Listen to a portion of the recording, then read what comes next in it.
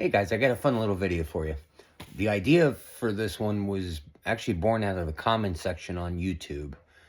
Matt from Bleepin' Jeep posted about a waste oil heater that he built, and I commented that I'm heading right to the garage and I'm gonna start tinkering.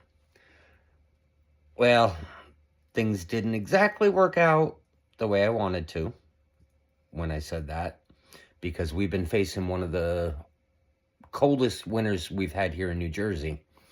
And I have to preface that I'm a plumber by trade, which is going to come into play in a little bit.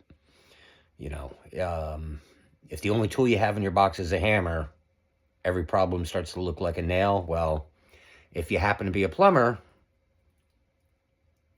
every problem you face kind of looks like a plumbing problem. So you're going to see that in a little bit.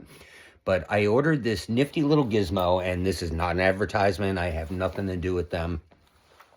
This little tiny thing that plugs into the bottom of your iPhone, or I don't know if people use those like robot named phones anymore, but plugs into the bottom of your phone and turns your phone into a FLIR camera. So we're going to play with that a little bit and explain what I've been tinkering with for heating my garage. So let's see what happens. Here's that little gizmo I was telling you about that plugs into the bottom of your phone. There's a lens there, the USB, and this thing is so sensitive that if I point it at this wood stove, it immediately shuts off and flashes a burn warning, even if I'm on the other side of the room 15 feet away. And as tiny as this thing is, I'm really impressed. So we're going to go play with this in the garage. And again, this ain't an advertisement. I'm just a kid with a new toy and I want to play with it. So let's go play with our new toy. So this video is ostensibly supposed to be about my little diesel heater that I use to heat my garage and how I managed to scavenge extra heat out of it by using an old steam radiator. So the black tube there blows out the hot exhaust, which happens to be going behind the stovepipe of the old coal stove I was using to heat the garage, which that thing does an amazing job. It gets it up to like 90 degrees in here. We are not going to discuss the exhaust on the coal stove at the moment, because that, might be a code violation there. But so the exhaust on the diesel heater comes out, and that was supposed to just blow out the window or exhaust somewhere safely, and I plumbed it into an old steam radiator because I was wasting so much heat. With a no contact thermometer, the exhaust was hitting almost 700 degrees. Enough, I don't know if the video is going to pick it up, but that stainless steel there is a pretty shade of blue and purple from all the heat, and it was just blowing all that heat right out the window. So I decided to recover some of the heat and run it through this little steam radiator. And at this point here, last I remember, I was getting a temperature reading of 90 degrees before it blows it out the window. So that's the basic layout. And this whole thing was kind of a temporary setup. You can tell the fuel tank is still bungee corded to my freezer. I was going to pretty it up later, but that just didn't happen. I wanted to get the coal stove out of the way and everything. But so we're going to fire this up in a minute. And while we're here, I'm going to show you why I ordered that FLIR camera for my phone, because I mentioned before we had a historic cold wave here in New Jersey, and we had a bit of a catastrophe here in the garage. Up here, there is two pipes. You can see the two couplings there. That pipe froze and broke directly over my workbench, and that has caused the disaster that you see here. I got to get in here with contractor bags and start ripping down sheetrock and everything, but that was what led up to me buying this little FLIR camera. And what had happened was that pipe up there froze. When I fired this up and got the garage warm, the ice melted and the water started gushing out. So that's how we got to where we're at. And this video is supposed to be for Matt for Bleeping Jeep. So let's fire this little diesel heater up and show him. I got shit falling all over the place. Let's fire this diesel heater up and show him just exactly how this thing works. And I just want to point out, we had started with the waste oil thing. We're not using waste oil. This is actually home heating oil that I scavenged off a plumbing job, off, you know, of a oil tank we were removing. And I think that's about the last I have of it. But let's plug the FLIR camera in and fire this thing up and see how it works.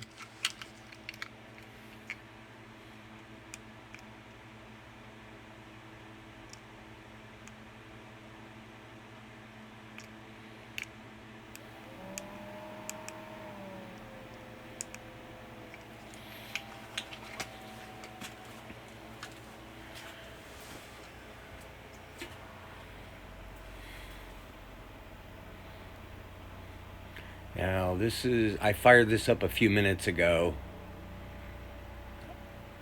maybe 10 minutes ago, and it's still holding some heat.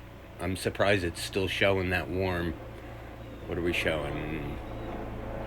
40 degrees right now? But right now the glow plug is heating inside, which I doubt you'll be able to see.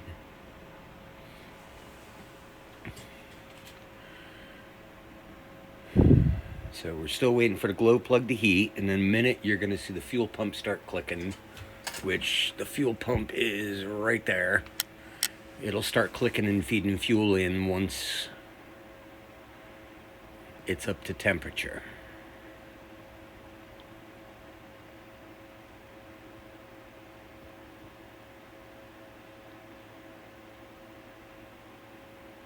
You can see the wires are getting hot.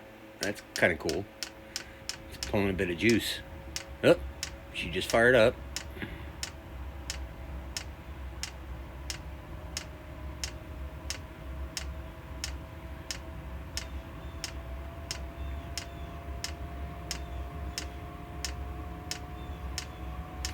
I could see where this little gizmo would be really good diagnosing electrical problems just from, look how much that wire got hot as it was drawing juice.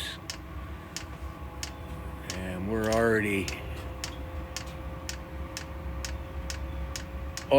heating up the exhaust and everything. You can see the output there.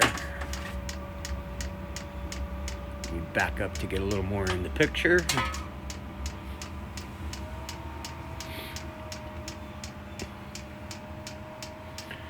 You can see the steam radiator right here, just showing 30 degrees. It's cold in the garage here.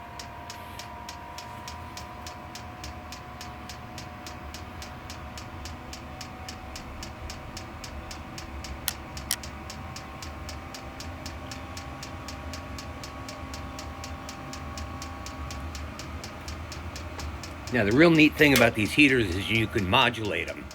You have setting, I think, 1 through 6. So if it's too hot, you can turn it down, and it just throttles the amount of fuel that it's feeding in. But look how much exhaust heat was being wasted. That would have just been blown right out the window, and I'm sending that heat into the radiator now. That's going to recover the heat and re-radiate it out into the building. So it's coming up to full throttle right now.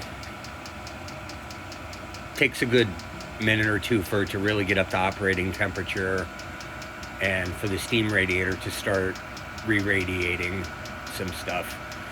So we're going to give this a few minutes, because I'm already 3 minutes into recording. We're going to give this a few minutes to really get up to temperature. And we'll come back in a few minutes and visit and see how we're doing. Alright, it's been about an hour of this running at full throttle. And I'll take a guess and say that's about 100 degrees. Maybe 110. We're going to find out when we hook up the thermal. All right, here we go. Diesel heater is heating. I have to be careful pointing directly at the heater because I got a notice on the camera that burn protection has been activated and it shut the camera off. We're getting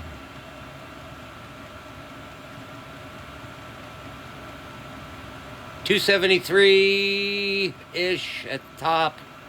Steam radiator is showing about 185 at the top. 86, 87 at the bottom where it turns and goes out the window. So that's how much heat you can recover from one of these diesel heaters. I've seen other videos where they run the exhaust through water, where they run it through sand, but, you know, it goes back to what I was saying. If the only tool you have in your toolbox is a hammer, you tend to think every problem is a nail. And me, I happen to be a plumber, so I tend to look at everything as a plumbing issue. But that's just to show you how much heat you can recover from these little diesel heaters. And, yeah. All right, we're humming along right here. That's an auxiliary fuel filter I put in myself. The fuel pump goes right in.